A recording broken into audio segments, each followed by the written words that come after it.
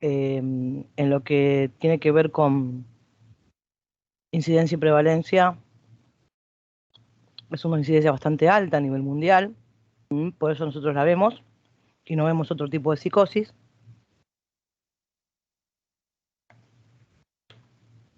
En cuanto a la etimología de la palabra esquizofrenia, la podemos dividir en dos, esquizo y frenia. Si deriva del griego, esquizo tiene que ver con la escisión, tiene que ver con la ruptura, tiene que ver con la separación, división. Y frenia, mente, ¿sí? Pensamiento, etcétera. Sí, tiene que ver con todo lo que es mente, intelecto. Por eso que significa mente dividida. Es decir, esa escisión, esa separación entre afectividad, emociones, cognición, voluntad. Caracterizado por la presencia de síntomas positivos, negativos, cognitivos y del estado de ánimo. También aparecen los síntomas volitivos, ¿sí? Voluntad, y los psicomotores, a nivel motriz. El criterio diagnóstico, para dejar de pensar que estamos ante un brote psicótico por abuso de sustancias o un delirio orgánico, una vez que yo descarté todas esas causas, me tiene que dar una pauta de la aparición de esta sintomatología psicótica, ¿sí? Como mínimo 6 meses, como mínimo, para pensar que estoy ante una psicosis esquizofrénica, ¿sí?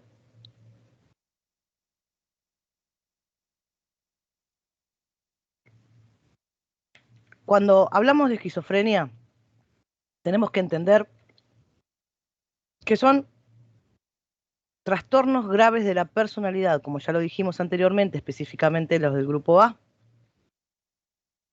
y específicamente dentro del grupo A, la esquizoide y la esquizotípica. ¿Por qué hablamos de trastornos graves? ¿Y por qué hablamos de ruptura o de mente dividida? Justamente porque la esquizofrenia rompe con la continuidad histórico-personal del sujeto. Les quiebra el sentido de su existencia. Esta aparición de síntomas, ¿sí?, genera una ruptura en la vida del sujeto y todo lo que implica la vida del sujeto, ¿sí? Obviamente que puede alienar. ¿Por qué? Porque la persona que lo padece, como bien dijimos, la psicosis lo que hace es juzgar mal la realidad. La comprenden mal, la juzgan mal. Juzgan la realidad del entorno y hay una mala interpretación de ese entorno, ¿sí? Comprender mal la realidad implica no tener conciencia ni conocimiento claros de lo que sucede conmigo mismo ni con el mundo. Disvaloran los contextos, disvaloran las situaciones. Por eso son los trastornos más graves, porque hablamos de esquizofrenia y hablamos de gravedad en cuanto al curso evolutivo del trastorno, porque ataca la esencia misma de la personalidad, es decir, ataca el ser del sujeto, su personalidad, lo que es, su libertad, su forma de vivir y experimentar las cuestiones del entorno. ¿Por qué decimos que puede alienar? Porque justamente la palabra alienar es no poder disponer adecuadamente de todos esos procesos que conocemos, los cognitivos, los volitivos, los afectivos, los psicomotores y los valorativos del entorno. El sujeto que sufre esquizofrenia no puede valorar los contextos del mundo y obviamente tampoco puede adaptarse a ellos. No hay una adaptación favorable o positiva de las cosas que él ve o percibe del entorno, porque es una realidad distinta. Por eso siempre cuando hablamos, sí, con los colegas, con los médicos, decimos que la esquizofrenia siempre tiene una adaptación apragmática. Ilusoriamente o consecuentemente, nombramos a las esquizofrenias también como demencias pragmáticas. Por eso, su adaptación es siempre apragmática, aunque suene, ¿sí?, un versito. Como no puede valorar el mundo, o lo valora mal, o lo contextualiza mal, ¿sí?, esa adaptación a los cambios del entorno siempre digamos que es inadaptativa, ¿sí? Y como dice acá, hay 4 tipos o subtipos de esquizofrenia. La que nosotros vamos a ver, obviamente que esto entra dentro del gran grupo de la psicosis, es la que más, ¿sí?, defecto deja. Hay algunas que son más defectuantes que otras dentro de este grupo. ¿Mm? Tenemos la simple, la paranoide, la esquizofrenia desorganizada, también conocida como hebefrenia, o psicosis hebefrénica, o esquizofrenia hebefrénica. Todos esos nombres es lo mismo. Si yo hablo de una esquizofrenia desorganizada, estoy hablando de una hebefrenia, estoy hablando de una psicosis hebefrénica, o estoy hablando de una esquizofrenia hebefrénica. El caso de Manuela. Eso es el caso de Manuela, ¿no? Hebefrenia. Exactamente. Muy bien, Mariela. Y la esquizofrenia catatónica. Esos 4, ¿sí?, subtipos, grupos, son los que más, ¿sí?, incidencia tienen. ¿Mm? Esta principalmente, la paranoide, y esta, la desorganizada. Vamos a ver una por una. Como dice acá, la esquizofrenia simple presenta síntomas negativos, principalmente la hipotimia o el aplanamiento afectivo, la apatía en ausencia de síntomas positivos. No sufren brotes, como si permanecieran siempre en la fase prodrómica. Pero en realidad, ¿sí?, en realidad, los síntomas que afloran o que priman en la esquizofrenia simple son los de la esfera volitiva fundamentalmente, donde hay un surgimiento de una pobreza paulatina del impulso. El impulso volitivo lo tienen disminuido. Y a medida que progresa, esa pobreza paulatina del impulso, ¿sí?, ese impulso volitivo se ve cada vez más o con mayor intensidad. Tienen la diferencia de que comienzan insidiosamente, es decir, tienen un comienzo insidioso, lento, hasta que progresa, ¿sí? Un buen día, la persona estaba bien con él y con el mundo. Venía bien. Un buen día, inmotivada e incomprensiblemente, pierde la voluntad de forma paulatina. Pero esa pérdida de voluntad, al ser insidioso el comienzo, se ve solapado. Empieza a faltar al trabajo, no quiere estudiar más, ¿sí? Y a medida que avanza, se va a ver justamente más estos síntomas negativos, principalmente de la esfera volitiva. Como quien decir, hablando en común, en criollo, se van quedando sin nafta. No tienen motor, se van quedando sin motor, como que no tienen esas ganas de realizar las cosas. Y obviamente se van quedando sin nafta con todos los proyectos de vida a cuestas, sin poder completar o concretar ninguno. van de fracaso en fracaso, van de fracaso en fracaso, ¿sí? Hacia un destino que no saben ni siquiera ellos dónde va a terminar. Comienzan a tener menos ganas de levantarse, menos ganas de comer. ¿Mm? Por eso hablamos que la esquizofrenia simple es un trastorno deteriorante simple. El deterioro, ¿sí?, que se ve específicamente en la esfera volitiva, a medida que progresa se va a ir notando. Pero obviamente que si yo comienzo con un tratamiento psicofarmacológico, que tiene que ver con la parte psicológica o psicoterapéutica, ¿sí?, e incentivar con otro tipo de modalidades de tratamiento, se puede revertir. De todas, es la que menos defectos tiene. Aunque dijimos que los síntomas negativos también no solamente los positivos son los más severos, sino que los negativos son los más invalidantes. Pero igual, de todas formas, esta es la que mejor curso evolutivo tiene, ¿sí? Porque no afecta otras esferas, principalmente las funciones psíquicas. No afecta el pensamiento, no afecta el juicio, ¿sí?, sino que afecta específicamente la voluntad, ¿sí? La paranoide es otra cosa. Acá sí ya hay una presencia de síntomas positivos, es decir, aquí sí ya hay un brote. Puede aparecer el delirio, puede aparecer la alucinación, puede aparecer el comportamiento desorganizado. ¿Mm?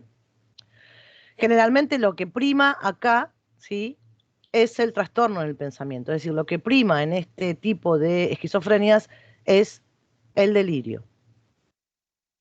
Pero puede estar acompañado de alucinaciones.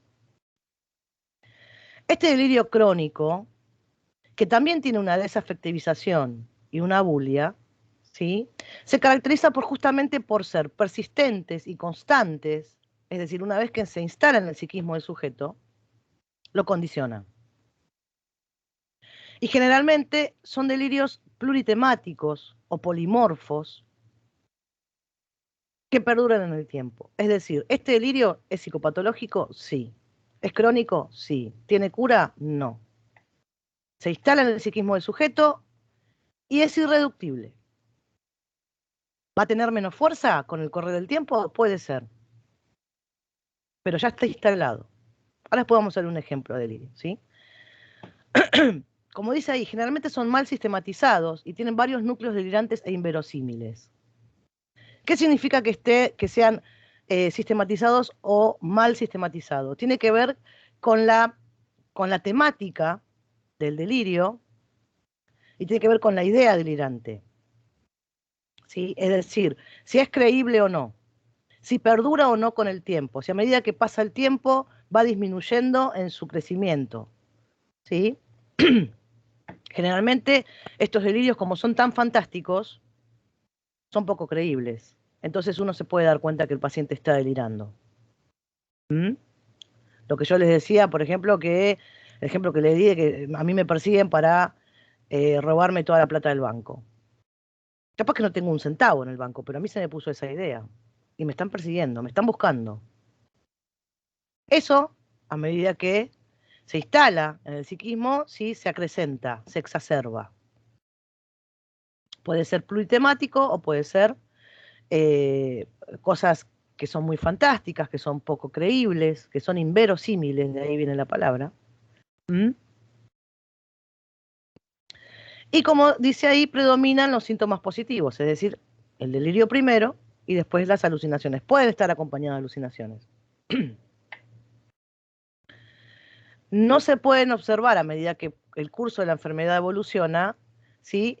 Ya en una etapa residual puede aparecer síntomas negativos, ¿sí?, pero no es lo que prima. La paranoide generalmente prima el delirio, esta alteración en el curso, ritmo y contenido del pensamiento, que puede estar acompañado, ¿sí?, de conducta, un comportamiento desorganizado propio del delirio, ¿sí? O algún tipo de crisis alucinatoria.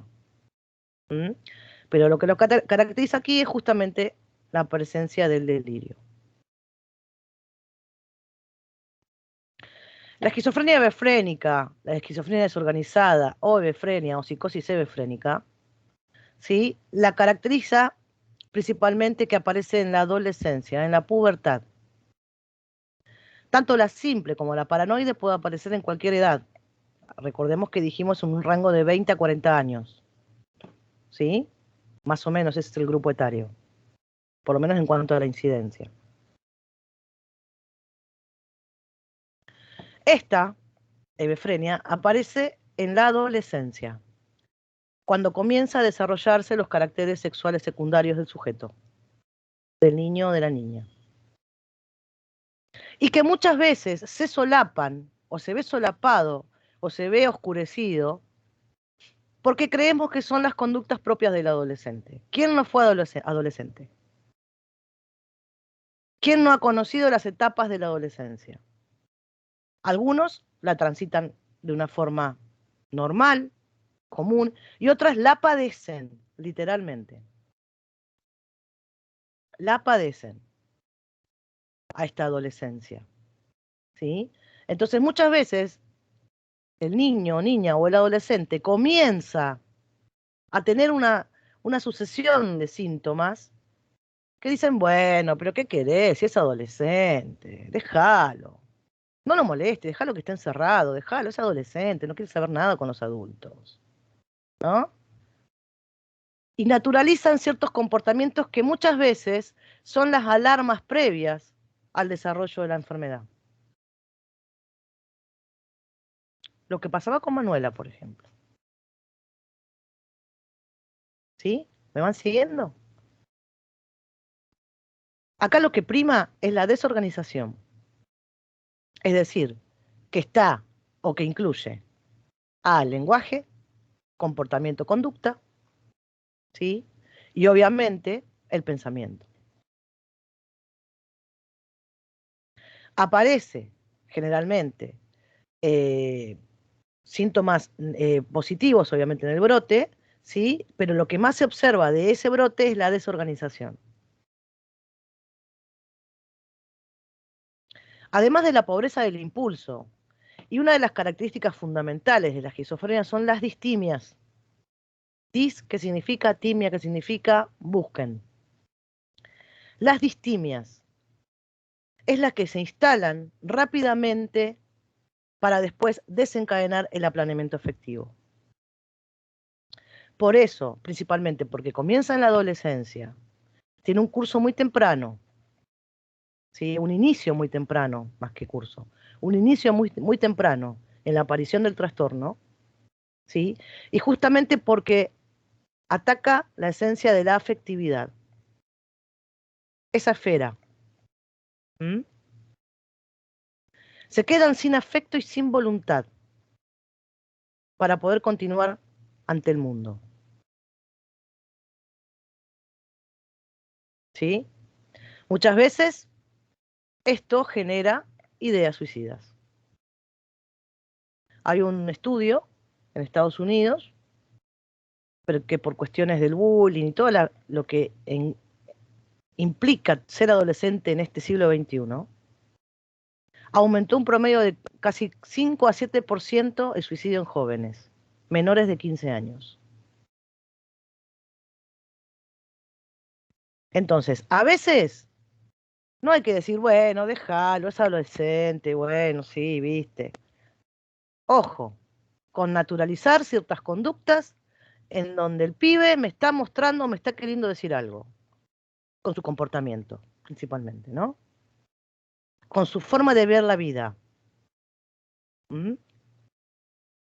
Hablamos de que esta voluntad y este afecto que se ven totalmente empobrecidos y que llevan, ¿sí?, a una pobreza en el impulso afectivo del sujeto, son francamente deteriorantes, porque justamente son los que más defectos dejan, ¿sí? Este deterioro es muy marcado, se manifiesta de una manera característica, en donde el pibe empieza a aislarse, en donde el pibe no quiere salir, no quiere tener contacto con un otro, y empieza a tener conductas que no son propias de un adolescente, pero a veces lo caracterizamos o lo naturalizamos como tal. ¿Sí? Pueden deprimirse o exaltarse de un momento a otro, de ahí viene la distimia. Son distímicos, ¿sí? En cuanto a la afectividad, ¿sí? Y puede haber ocurrencias o percepciones, tanto ocurrencias delirantes como percepciones alucinatorias. Puede existir, no es que no existen, pero están solapados porque lo que prima acá, ¿qué es? La desorganización conductual, del lenguaje, del comportamiento, ¿sí? Si aparece un delirio o una alucinación, generalmente siempre suele ser transitoria. El deterioro es por crisis, brotes o crisis, ¿sí? Y tiene un porcentaje de comorbilidad el uso o abuso de sustancias psicoactivas. Si el pibe comienza desde chico a consumir sustancias psicoactivas, puede desarrollar, ¿sí?, después este tipo de situaciones. Cuanto más joven, más rápido. De ahí viene lo que nosotros conocemos como pacientes duales o personas que tienen una patología dual. Eso dual viene porque generalmente, ¿sí?, tienen un trastorno de la personalidad que está exacerbado por el consumo o abuso de sustancias psicoactivas que desencadenan una psicosis. Chano es adicto. Bueno, ahí, ¿sí?, su comorbilidad. ¿Bien? ¿Me siguen? Específicamente hablando de adolescentes, empezar a consumir sustancias psicoactivas, cualquier tipo, ilícitas o lícitas. El alcohol es una sustancia lícita, pero es psicoactiva. Deja un defecto en el cerebro y obviamente en los demás órganos, ¿no? Pero Profe, es como sí. que todo eso, porque sí, yo estoy escuchando su clase y estoy con mi hermana que acá que ya está que se me recibe psicóloga y estamos conversando mientras la escuchamos a usted. Sí, en serio. Y ella me va haciendo los reapuntes de atrás. Bien, muy Es bien. verdad, porque mi ex marido tiene el tema este de la adicción hace muchos años, desde los 15 años, y yo notaba que, bueno, obviamente al principio era como que le agarraba todo esto de la agresividad, pero con el paso de los años se fue poniendo más grande, no dejó obviamente, y ya era como, viste, como le dicen los chicos que dicen te pega de otra manera, le dicen ellos siempre, Sí. capaz que se ponía como más melancólico, se largaba a llorar, digamos, con el paso de los años, a medida que fue creciendo, era totalmente distinto cómo él Las se conductas cambian, ponía, sí. digamos, Sí, sí, sí. Bueno, obviamente porque deja de efecto. claro. Toda sustancia psicoactiva deja de efecto, Uh-huh. ¿sí? Y dependiendo, obviamente, de la personalidad. Recuerden esto siempre, ¿eh? ¿No? Que eso influye muchísimo. La personalidad que construimos con las experiencias, más allá de lo innato. ¿No es cierto? Sí, Bien, profe. seguimos. Y con la catatónica. La esquizofrenia catatónica puede aparecer, ¿sí?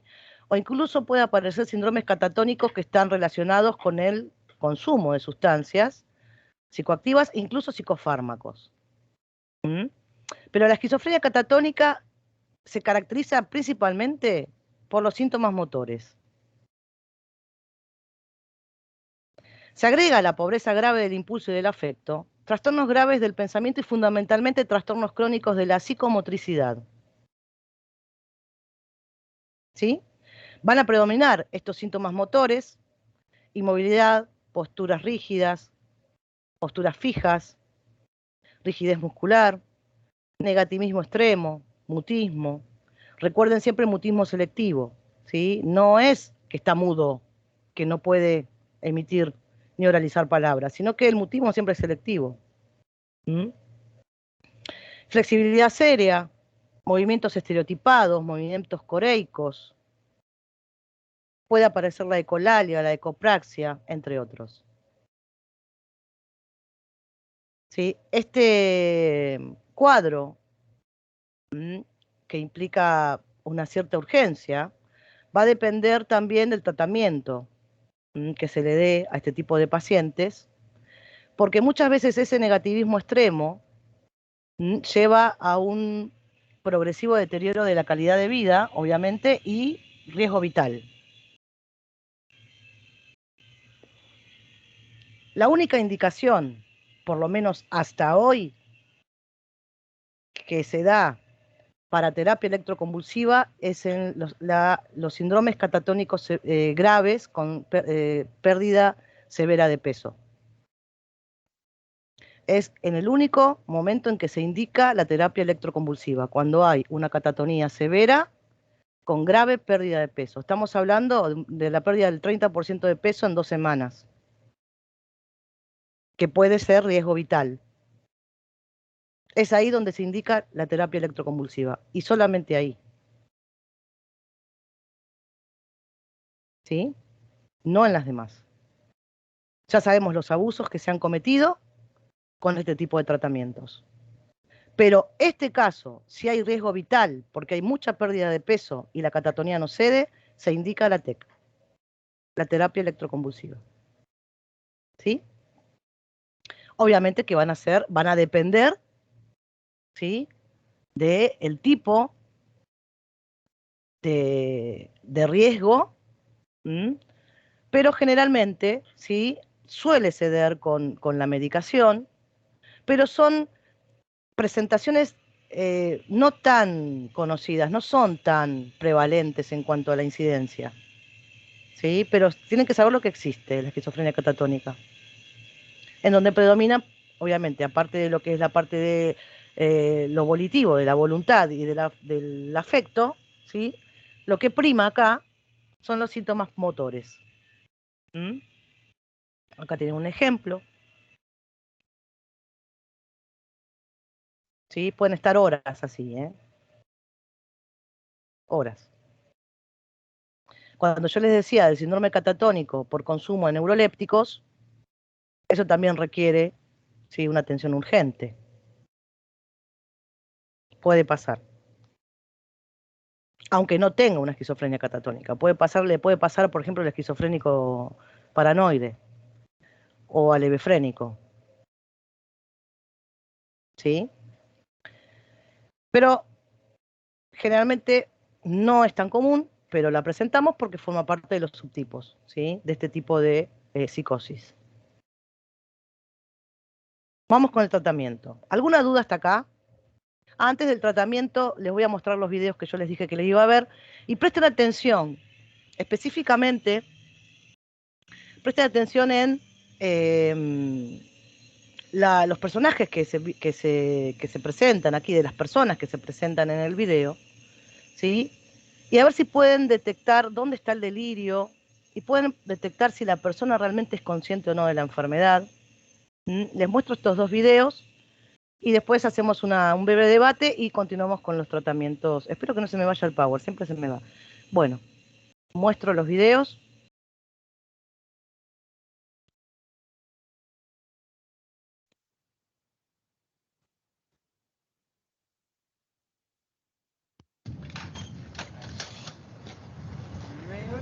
He traído a Alan porque estaba muy agresivo. Solo se relaciona con personas mayores que en su mayoría tienen Alzheimer o están en silla de ruedas. Alan es psicótico y quiere matar a las ancianas. Hace un mes golpeó a una y hoy ha pegado a otra persona.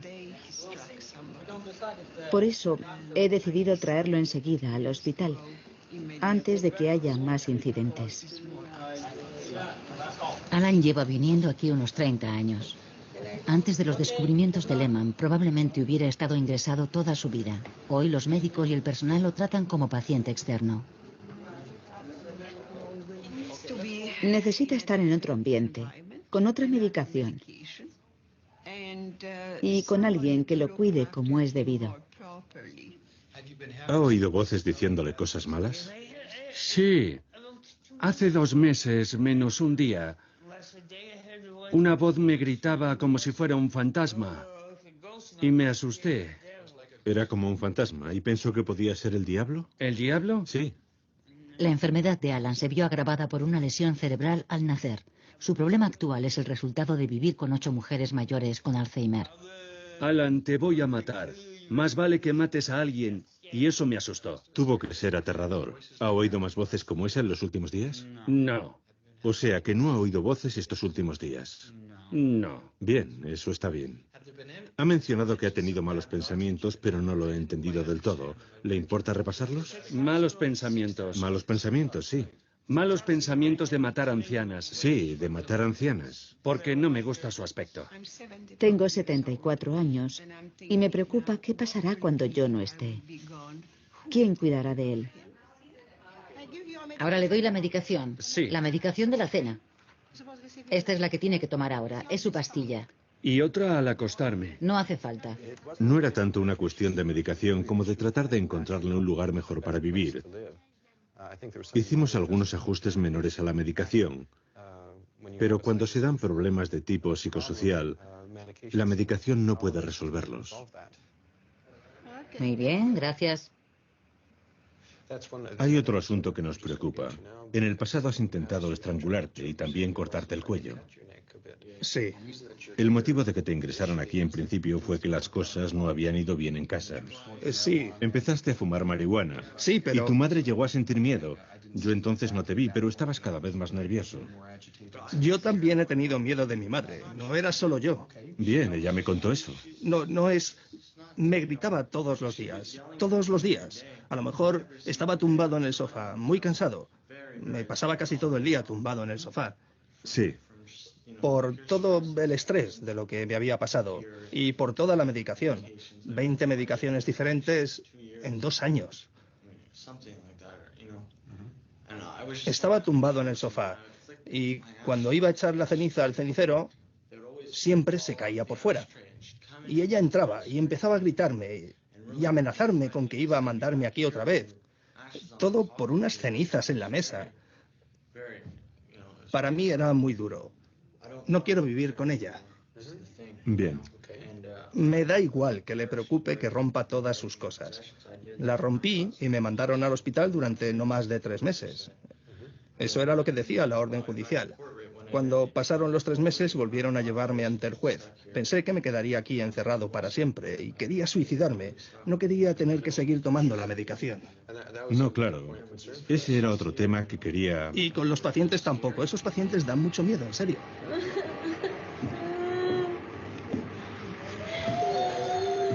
La medicación para todo el mundo. La dirección decide qué tipo de tratamiento debe recibir un paciente psiquiátrico. Y normalmente deciden que solo reciba medicación porque el tratamiento farmacológico es mucho más barato que la psicoterapia. Es una cuestión de dinero.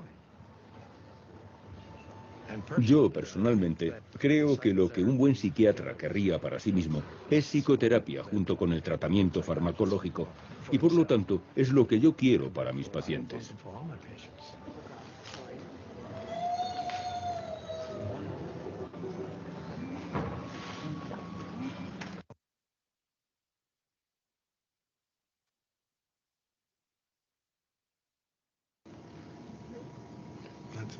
¿Su cielo es un cielo esquizofrénico? ¿Qué significa eso?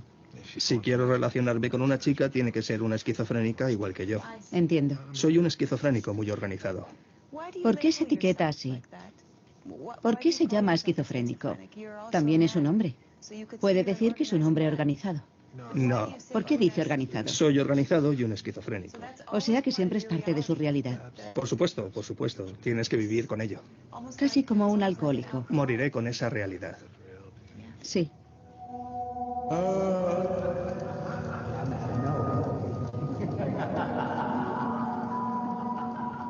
Una psicosis es como una pesadilla continua. Es muy animada, pero no es el mundo real. Y puede llegar a ser muy aterradora.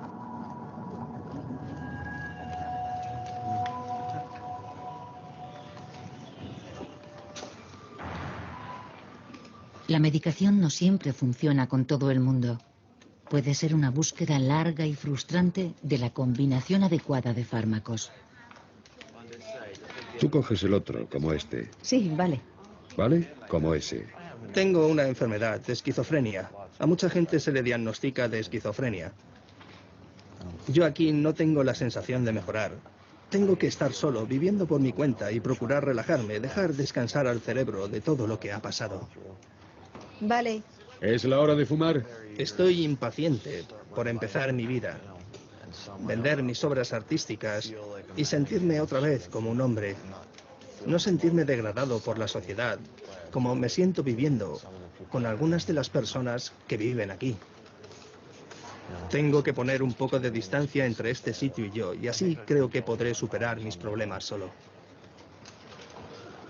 Vayan a la sala de fumadores.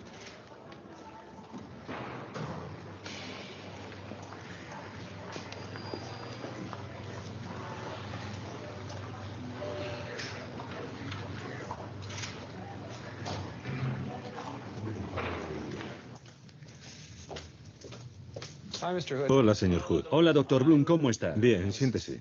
Hoy he tenido una llamada. Eso está bien, sí, ahora está mucho mejor, por eso lleva su ropa. Sí, mi espalda ya está otra vez bien. Esta mañana me han dado mi ropa, todo es normal, me encuentro bien. Bien, de hecho, de eso quería hablar con usted. Bien. Porque ahora está mejor y ya hemos hablado de lo que sería necesario para darle el alta. Sí, sí. Y ahora estamos empezando a acercarnos a ese momento. Sí, un momento. Vale, vale. Ahora tengo un poder notarial para controlar mi dinero, ¿no? Pero lo que no sabían es que también tengo propiedades inmobiliarias. Ellos se han quedado con los 75 millones de dólares. Sí, se los han quedado. Me lo han robado del banco. Pero tengo propiedades inmobiliarias. La mitad de Montreal, que compré cuando estuve en el hospital. Se las vendí a los italianos. A una buena familia italiana. Nada de drogas. ¿Cómo consiguieron el dinero? Tardaron un tiempo. Ya lo creo que tardaron. Me acababan de dar el alta en el hospital. Les dije que hablaran con Paul McCartney. Es mi manager. Paul McCartney de los Beatles. Sí, claro. Sí, vale. Me parezco a él, ¿no cree? ¿A Paul McCartney? No mucho. ¿No? Paul McCartney tiene más de 50 años y usted es joven. Lo sé, pero ¿no me parezco a él de joven? Él tiene la nariz más fina y los rasgos también son más finos. Sí, pero ¿no me parezco un poco, no? No, no creo. No mucho. A lo mejor es el pelo, será el pelo. Esto no, supongo que es el pelo, ¿vale? Uno más. Después me pondré más pelo. ¿Mejor así? No mucho. ¿No? Pero lo importante es que es su manager, no que se parezca a él. Yo también soy su hijo, ¿vale? Vale. Vale, ¿qué tal? Quizás se parezca un poco a su madre, sí, eso creo. ¿Qué tal? ¿Me parezco a Paul McCartney ahora? Se parece a su madre, creo. ¿A mi madre? Oh, Dios, a ver. Pero dejemos eso, porque iba a preguntarle, señor Hood. Espere un momento. ¿Paul McCartney? Paul McCartney, ya está. ¿Paul McCartney? Paul McCartney. Vale. Bien. Con este hombre esto se repite desde hace 22 años. Y lo más probable es que aún no esté cerca de curarse. Sabemos que se toma la medicación, pero tiene todo un patrón de creencias delirantes desde hace mucho tiempo. Y llega un momento en que esas creencias se anclan y quedan arraigadas, como un programa en un ordenador, y se convierten en parte de su personalidad.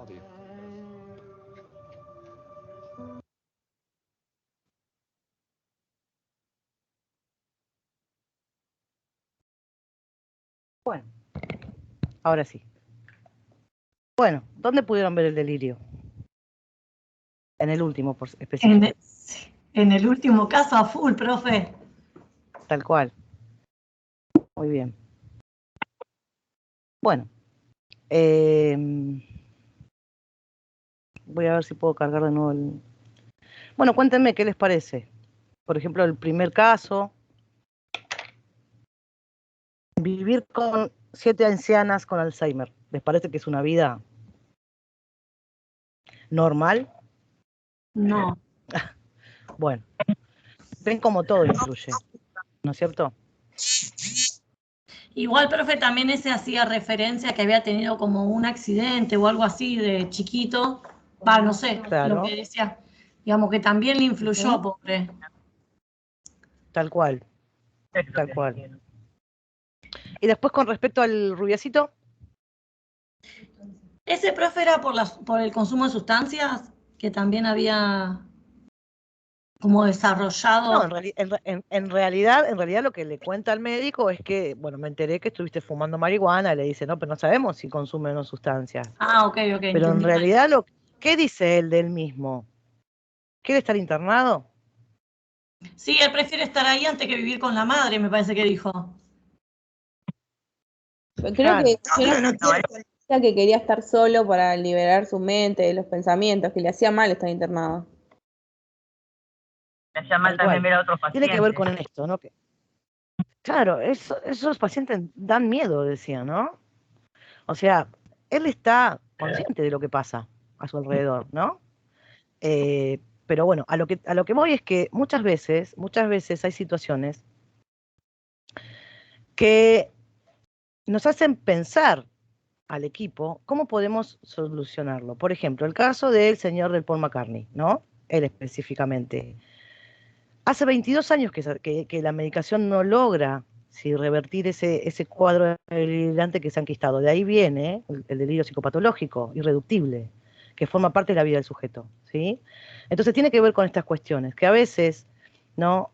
Puede haber leyes que incluso traten de contemplar los derechos de los sujetos, como personas de derecho, etcétera. Pero ¿qué se hace en estas circunstancias? Y como el caso del primero, como incluso del chico que no quiere vivir con la madre, o incluso el señor, el último de todo, ¿sí? ¿Qué podemos hacer? ¿Qué se hace cuando no se establecen políticas de Estado o políticas públicas que traten de solucionar estas cuestiones? Sabemos que la internación no cura, sabemos que la internación aliena. Entonces, ¿qué hacemos cuando ya está la posibilidad, porque la persona está estable dentro de su cuadro, ¿sí? Pero no hay nadie en el afuera, no hay un dispositivo extramuro que permita la rehabilitación, que permita la reinserción? En el caso del chico rubiecito, un chico joven,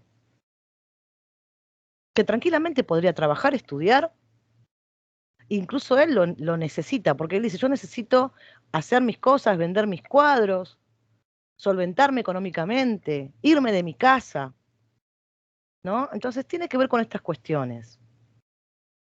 ¿Cómo hacemos dentro de lo que estamos en el equipo de salud para solucionar estos inconvenientes? Cuando no hay desde el Estado, desde las políticas públicas que se implementan, ¿sí? Herramientas o alternativas que hagan que se aplique la ley. Por eso la ley, que podemos llegar a decir que desde principio a fin es hermosa, pero también es utópica. Porque no se puede aplicar. Profe, sí. ¿Sabe que respecto de eso hoy hablábamos con mi equipo? Porque precisamente uno de los recortes periodísticos habla mucho con respecto, y medio que te causa gracia, porque te salen con cosas como que son novedosas y que nosotros al haber leído la ley y haberla estudiado, sabemos que ya están en la ley desde el 2010. Y hacía mención cuando usted recién decía esto de que, por ejemplo, ¿qué haces con este chico que evidentemente podría tranquilamente desenvolverse con un tratamiento externo? Y mencionaba esto de las casas de medio camino, ¿no? Sí. Y es todo como que parece algo como que te lo dicen como súper novedoso cuando en realidad estamos a 2021, yo me refiero acá, ¿no? Sí. Estamos a 2021, esto se promulga en 2010, donde ya figuraba en los artículos de la ley estas casas de medio camino, y te dicen como algo novedoso que, bueno, que van a utilizar los terrenos de un neuropsiquiátrico que hay en La Plata para edificar 10 casas más de medio camino, donde generalmente habitan 7 personas, te dicen cómo está conformado y todo, digamos, eso está buenísimo, pero en realidad también hay otra realidad. Del 10% que dispone la ley, que tiene que ser para salud mental, de lo que vendría a ser... El presupuesto. ¿Cómo? El presupuesto. El presupuesto, que tiene que ser el 10% del total de salud, Hoy estaba buscando en internet y este año 2021 solo el 1,47 se destinó. Hay una realidad, es como dijo usted, la ley está re bien, es súper inclusiva, tiene un montón de puntos súper favorables para cambiar todo el paradigma con respecto al tratamiento, que inclusive lo dice este recorte periodístico que nosotros elegimos también, pero todas las políticas, digamos, los gobiernos y todos los que van pasando, no le dan, disculpe la expresión, pero no le dan pelota, no lo ponen en uso. Y también decía, por ejemplo, una pavada, ¿no? Que parece una tontera, pero no lo es. Decía, después de la promulgación de esta ley, dentro de los 180 días, se tiene que hacer un censo de cuántas instituciones hay funcionales. ¿Sabe? Eso fue en 2010. ¿Sabe cuándo se hizo el primer censo? En el 2019. Una vergüenza. Y qué suerte que se hizo, qué suerte que se hizo. Claro, y ahora se tenía que repetir a los 2 años, es decir, este año 2021 lo tendrían que haber hecho y no lo hicieron.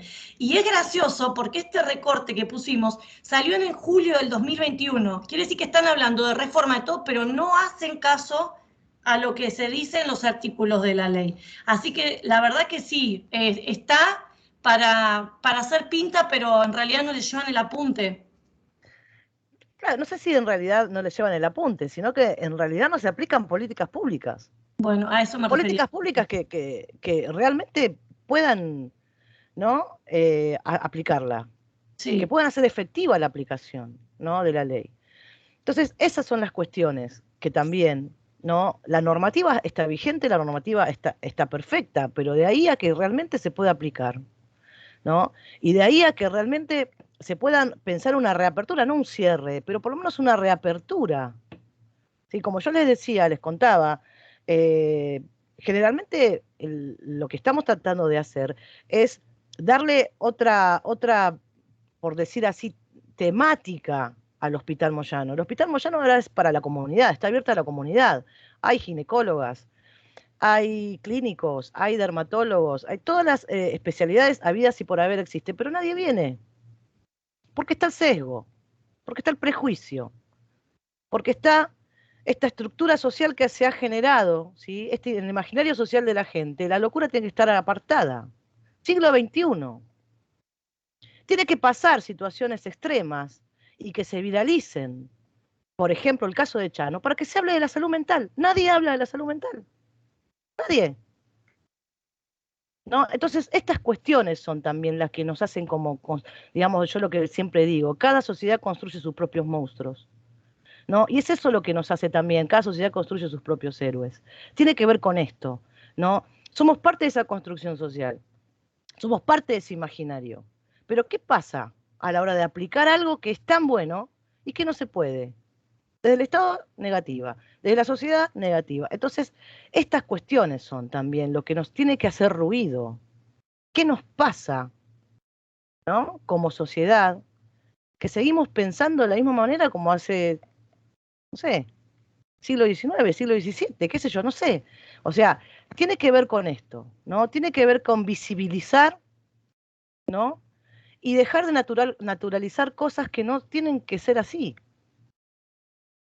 Uno jamás se podría pensar de llevar a tu mamá a una, no sé, a una clínica para que le revisen o para que la evalúen por X motivo y dejarla internada ahí eternamente hasta que se muera. Nadie podría imaginarse una cosa. ¿Pero por qué eso pasa con las personas que padecen algún trastorno mental? ¿Qué los hace diferentes? Tiene que ver con todas estas cuestiones. Como yo hablaba a la mañana, tiene que ver con la capacitación.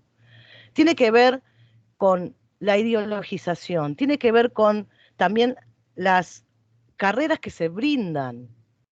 Yo le decía, hablando de tu hermana que está estudiando psicología, se recibe un enfermero por cada 25 psicólogos.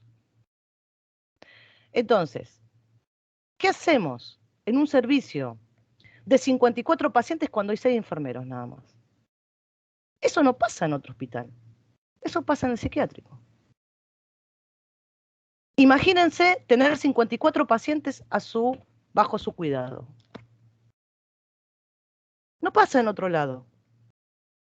Sí pasa en los monovalentes. Específicamente en los neuropsiquiátricos. 54 pacientes, 6 enfermeros.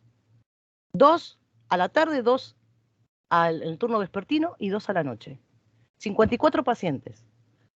¿Por qué se recibe un enfermero y 25 psicólogos? ¿Y dónde están los psicólogos?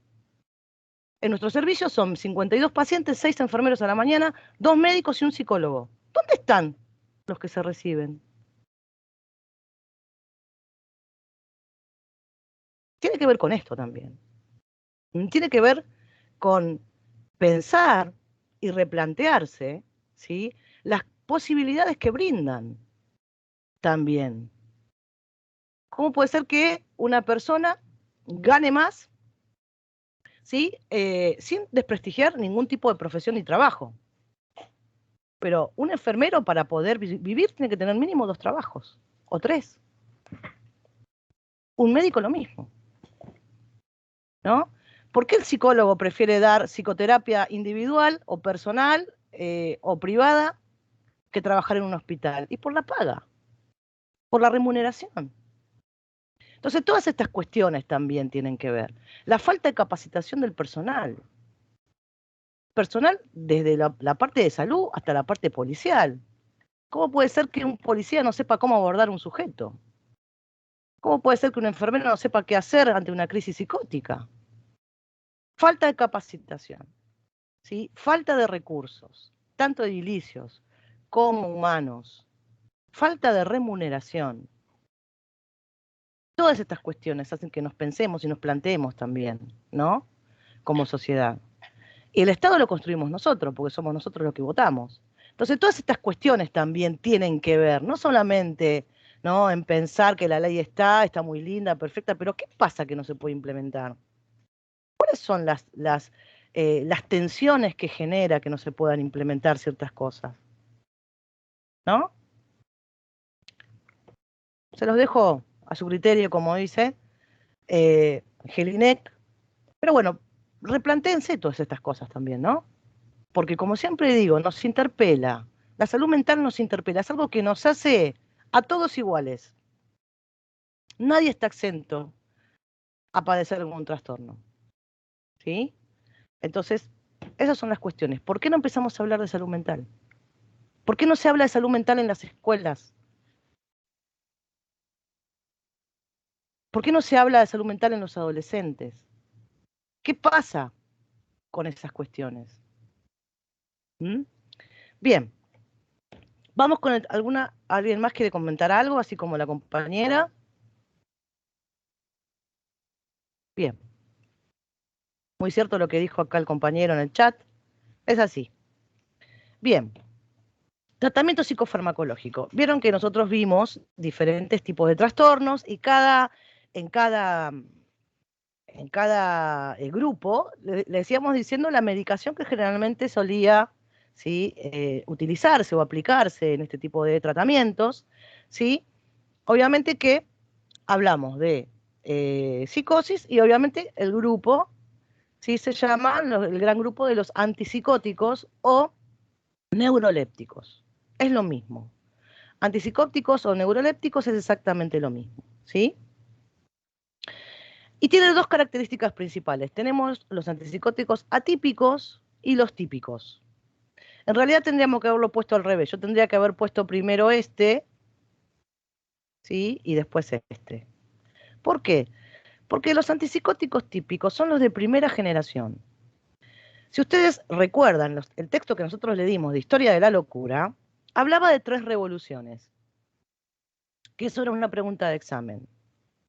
En ningún momento Galende habla de revolución. En ningún momento Basaglia habla de revolución. El que habló de una revolución fue Pinel, que eso lo tenía en el texto de la locura. Primera revolución Pinel, segunda Freud, tercera psicofarmacología. ¿Sí? Estos primeros antipsicóticos típicos forman parte de esa revolución psiquiátrica, de esa tercera revolución. La aplicación e implementación de terapia psicofarmacológica para trastornos mentales, ¿sí?, severos, como lo es una psicosis, como lo es una esquizofrenia.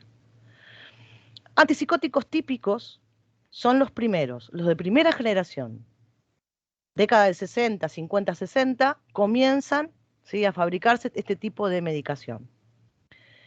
Y después tenemos los atípicos, que son los más nuevos, los de segunda generación. A medida que avanza la tecnología, avanza también, ¿sí?, esta cuestión de encontrar nuevas drogas, combinar nuevas drogas, que sean más efectivas en cuanto a la psicodinamia y a la psicocinética, ¿sí?, en cuanto a la farmacodinamia y farmacocinética, mejor dicho, ¿sí?, que tiene que ver con esto. Los típicos son los más viejos, son los de primera generación, y los atípicos son los más nuevos, o segunda generación.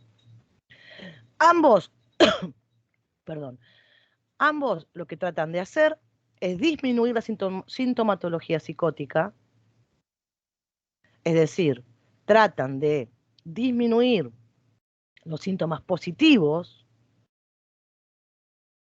y lo que tratan de hacer es que se exacerben los síntomas negativos.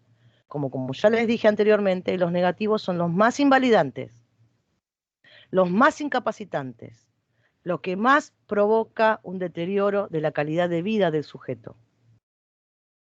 Los negativos.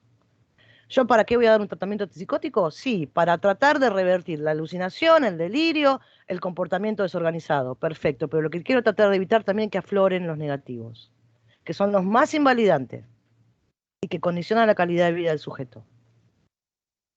¿Sí? Los atípicos, primera línea de tratamiento, tienen buena eficacia en cuanto a la farmacodinamia y farmacocinética, mayor selectividad en su mecanismo de acción, tiene una menor incidencia en efectos extrapiramidales y una consecuente mejora de la calidad de vida. Hoy por hoy, en la mayoría de los tratamientos se dan los atípicos, es decir, los más nuevos, los de segunda generación. ¿Sí? Los típicos son aquellos que eran los más viejos, que también tienen muy buena eficacia, pero tienen menor selectividad en cuanto al mecanismo de acción y tienen mayor incidencia en los efectos extrapiramidales. ¿Pero por qué entonces se siguen dando? Porque en realidad, si vamos a hablar de la fase aguda, los típicos son los mejores en cuanto al mecanismo de acción.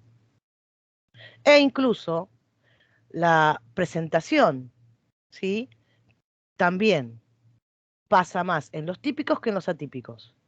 Los atípicos, la mayoría, son solamente vía oral, pastillas. En cambio, los típicos hay intramuscular, hay sublingual y hay de depósito.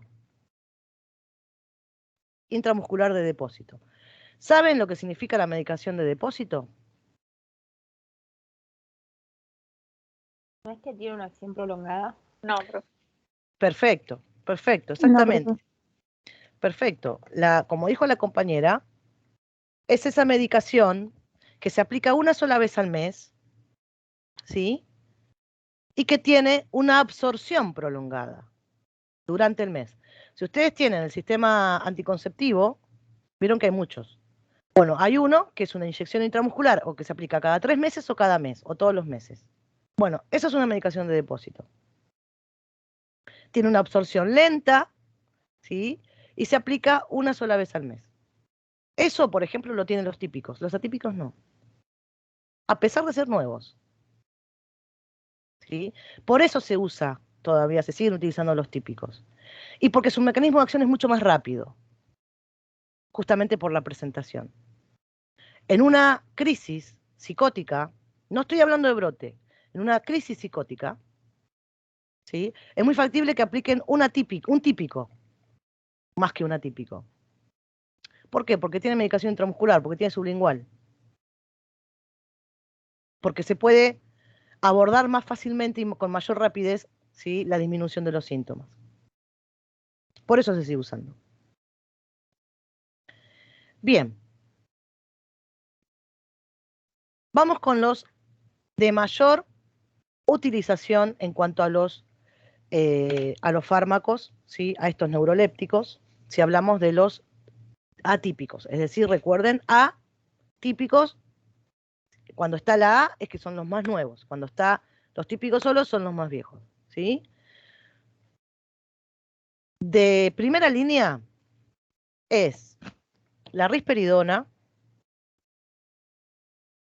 la clozapina y la olanzapina. A partir de la ley de genéricos, nosotros tenemos que acordarnos del nombre de la droga, no el nombre comercial o el nombre que el laboratorio le pone a la medicación. ¿Sí? Entonces, tengo que aprenderme esto principalmente. Lo primero, risperidona es el risperdal, la clozapina es el Lapenax, clotiapina es la etumina, quetiapina Seroquel, olanzapina Midax y prometacina Fenergan. Tanto la prometacina como la clotiapina, ¿sí? Esta medicación sí viene intramuscular, ya no se usa tanto igual, pero en realidad tienen un efecto sedativo. No se usa como primera línea en esquizofrenia. En esquizofrenia, como primera línea, se usa la risperidona, el Lapenax y el Midax. ¿Sí? Esto se utiliza como medicación coadyuvante porque tiene efectos sedativos. De hecho, si ustedes tienen hipo, el hipo crónico, un hipo irreversible se suele dar prometacina, porque tiene efectos antihistamínicos. Por eso ahí también su efecto, su mecanismo de acción sedativo. ¿Sí? Al igual que la etumina también tiene un efecto sedativo. Se suele dar generalmente un comprimido a la noche para que puedan dormir. ¿Mm?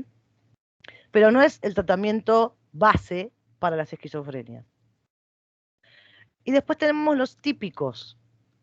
Clorpromacina, acá se lo conoce como ampliactil, tioridazina, trifluoperacina y el haloperidol.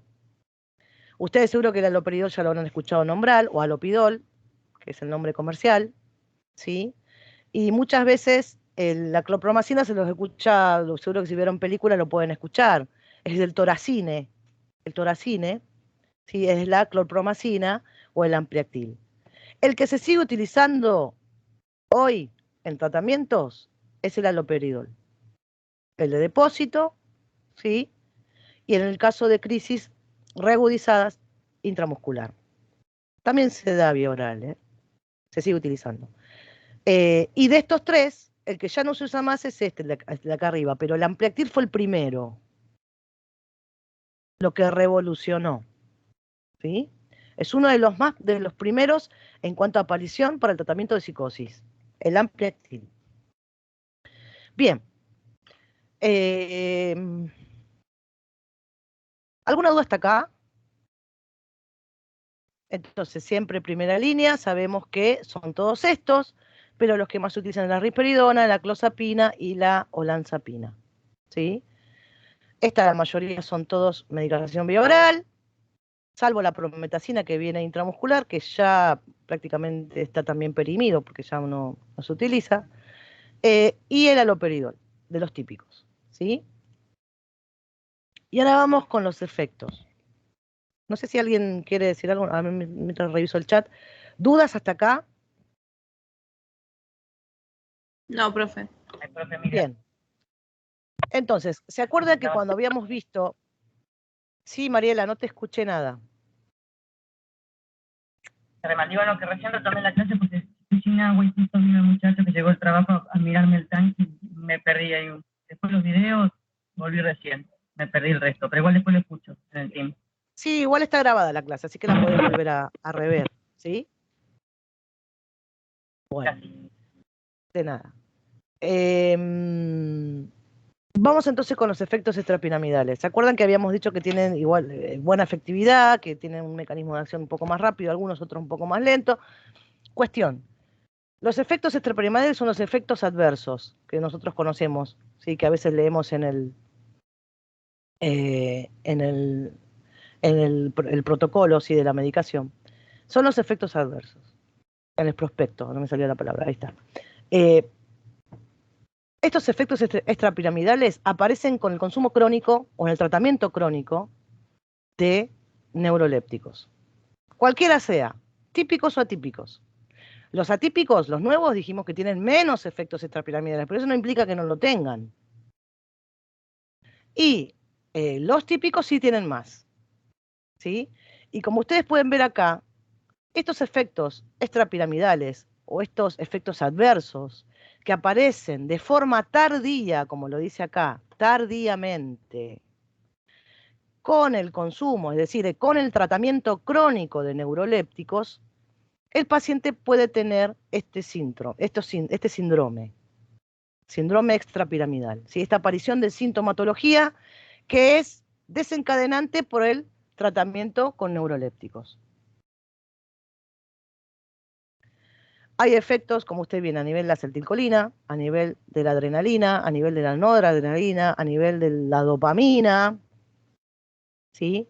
Pero generalmente los que se muestran acá son los más observables, ¿sí? Los que más, en su mayoría, aparecen en cuanto a la incidencia de presentación de síntomas. Estos son los que más prevalecen. Los efectos anticolinérgicos, desde algo leve como una sequedad bucal, ¿sí? Hasta problemas en lo que tiene que ver a nivel urinario, a nivel intestinal, ¿sí? A nivel visual. A nivel antiadrenérgico, lo que tiene que ver, estos efectos son, generalmente genera hipotensión y arritmias cardíacas. Por eso, el control exhaustivo de las personas que están en tratamiento con neurolépticos debe ser mensual y debe ser justamente exhaustivo. Tengo que hacer un control cardiológico, tengo que hacer un control hematológico, tengo que hacer un control hepático, renal, porque ninguna medicación es inocua. Como siempre les digo, arreglan una cosa pero desarreglan otra, ¿sí? En el caso del tratamiento con neurolépticos, tengo que descartar que provoque algún tipo de arritmias. Por eso se le hace cada 6 meses o cada 3 meses un control cardiológico, ¿sí? Específicamente lo que miramos mucho es el segmento QRT, ¿sí? Ustedes si ven la parte de cardiología ya lo van a saber, si van a hacer un electro también, ¿sí? Pero el QR es lo que nosotros vemos para determinar si hay algún tipo de arritmia,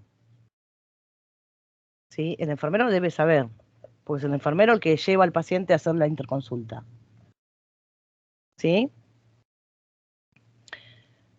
En cuanto a los efectos dopaminérgicos, es decir, los que actúan directamente en la dopamina, ¿sí? En este neurotransmisor tan importante como ya lo vimos en las demencias, específicamente en el Parkinson, ¿sí? Produce acaticia, que es la imposibilidad de quedarse quieto, o también se lo conoce como inquietud motora. Disinesia tardía, ¿sí? Que acá aparece la amimia o la hipomimia, que es lo mismo, bruxismo, temblores en lengua, el síndrome de Rabbit, rigidez y postura encorvada. Si yo les digo síndrome de Rabbit, ¿qué se imaginan ustedes?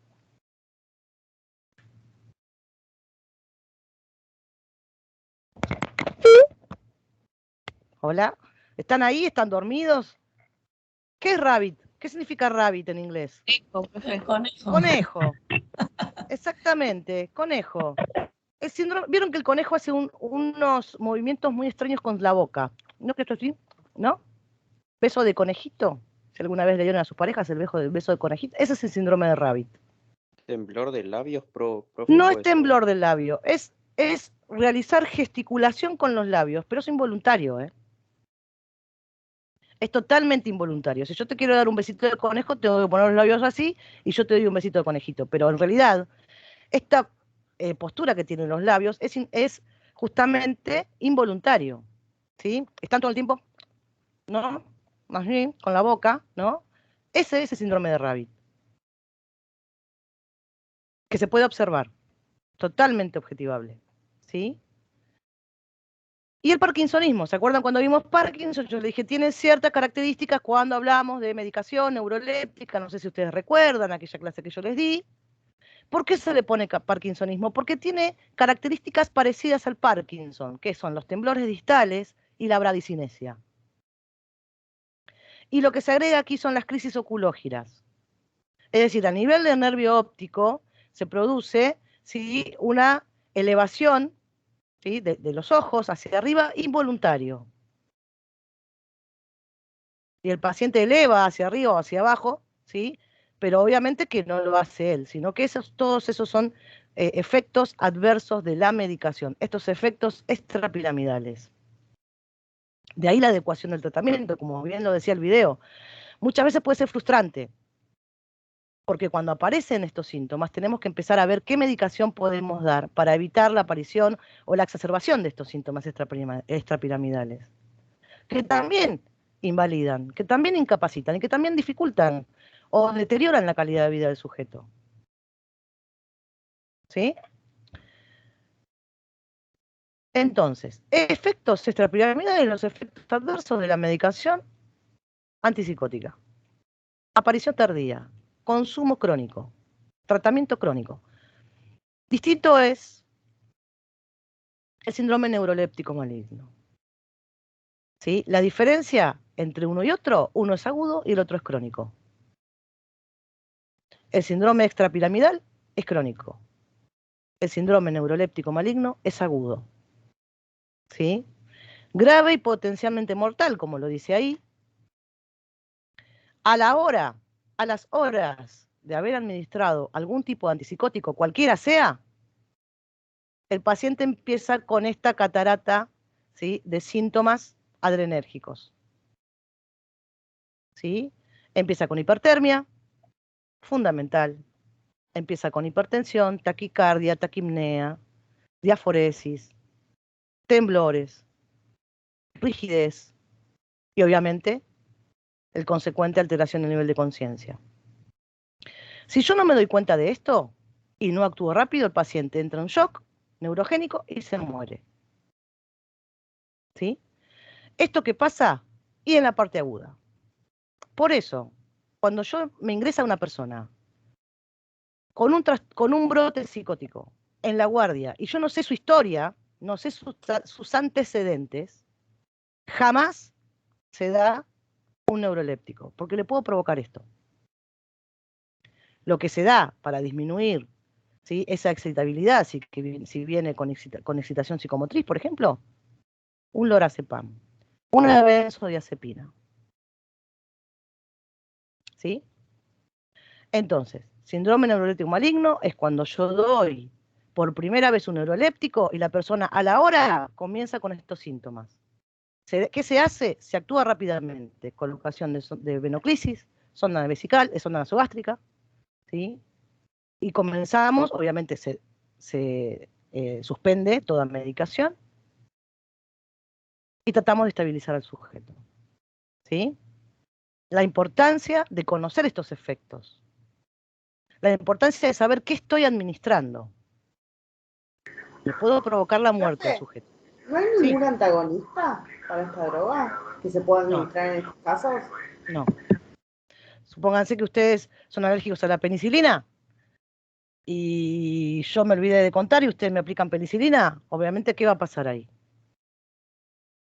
Un shock anafiláctico. Exactamente. Entonces el médico, ¿qué te va a decir? Dale, por ejemplo, dale un decadrón y un Benadryl. Te van a decir, dale un decadrón y un Benadryl. Claro, acá no. Acá no hay nada de eso. No. Acá no. ¿Y cómo se trata, profe, en este caso, el paciente? Y bueno, ya les dije, obviamente tratamos de restablecer al sujeto, lo primero que se hace se suspende la medicación y comenzamos a aplicar todas las herramientas y las intervenciones necesarias para lograr restablecer al sujeto. Por ejemplo, un lavado de estómago y un PHP para poder limpiar. Sonda nasogástrica, colocación de venoclisis, a chorro, por lo menos los primeros 2 frascos, y después a un goteo elevado, 42, 35. Obviamente de destroza, no le vas a poner fisiológico porque el paciente ya está hipertenso, ya está taquipnéico, ¿no? Colocación de oxígeno en el caso que lo requiera. Ni más si hay un deterioro del nivel de conciencia. El paciente estaba bien, después empieza a estar somnoliento, letárgico, estuporoso, y después ya entra al coma. ¿Sí? Bien. Otra de las cuestiones que yo les quiero comentar con respecto a esto, y ya estoy terminando, pues ya estoy en el... no, son las 6 recién, pues ya termino. Nosotros vimos diferentes tipos de grupos psicofarmacológicos.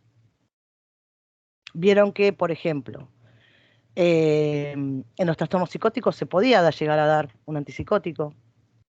Por ejemplo, vieron también en el Alzheimer también se puede dar un antipsicótico. Acá también pasa lo mismo. No solamente la medicación antipsicótica es la que se va a dar en este caso. Hay otro tipo de medicación que coadyuva y que es coadyuvante, ¿sí?, al tratamiento. Como tiene un deterioro de todas las funciones de las esferas psíquicas, volitivas, afectivas, es muy común que el paciente tenga, por ejemplo, un antirrecurrencial. Antirrecurrencial son lo que ustedes vieron con el profesor Lucas, los estabilizadores del ánimo. ¿Sí? O también se los conoce como antirrecurrenciales.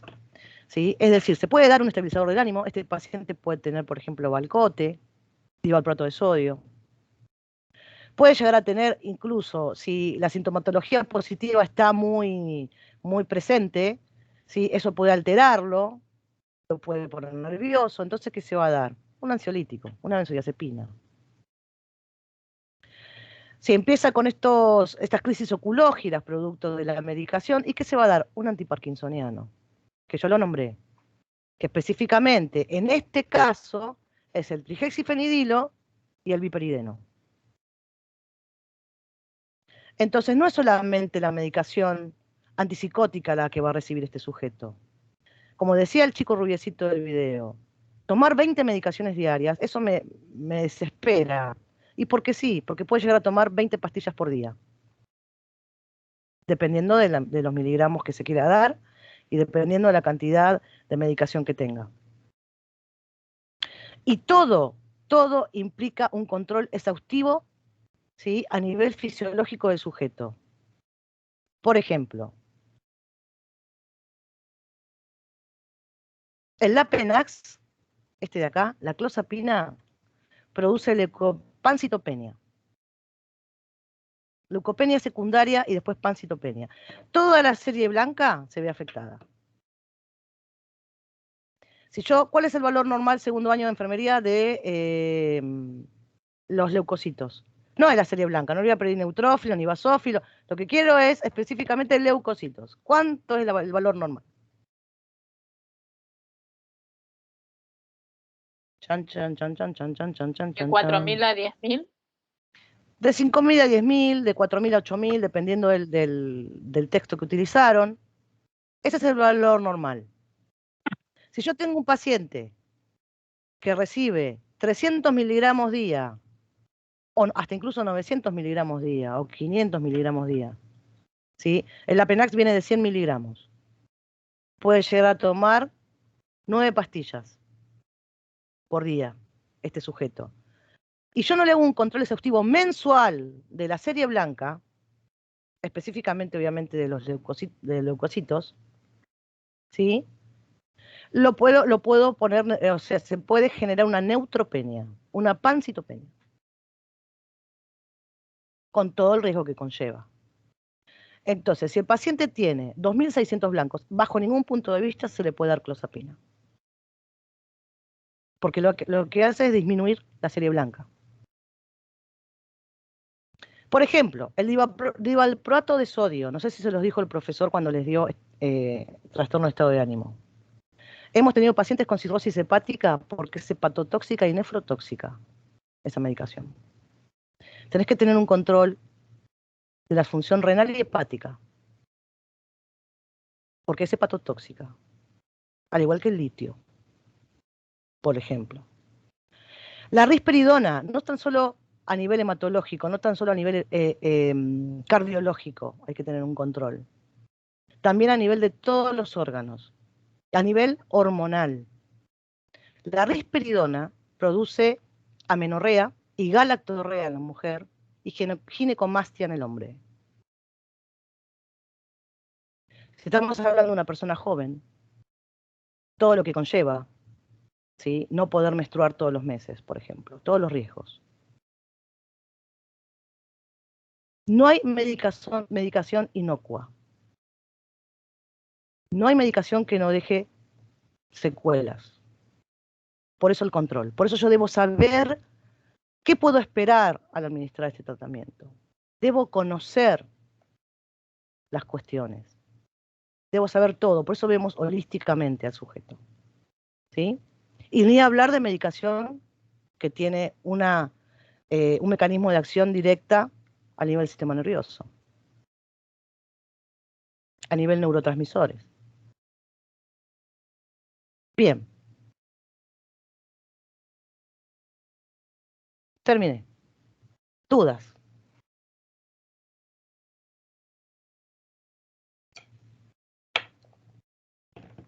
Vayan leyendo el libro de farmacología, ¿sí? Vayan leyendo todo lo que vimos hasta ahora, para ir viendo dónde estoy un poco flojo, dónde debo hacer un mayor hincapié. Con esto, salvo lo que vamos a ver la semana que viene, que son adicciones o consumos problemáticos, ¿sí? Estaríamos terminando la unidad número 3. Nos queda cada vez menos. ¿Dudas hasta acá?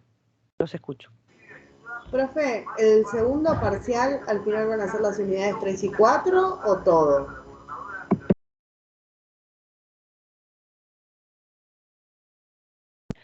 El segundo parcial, más o menos, tengan pensado que va a ser la segunda de la semana de noviembre, después de la práctica.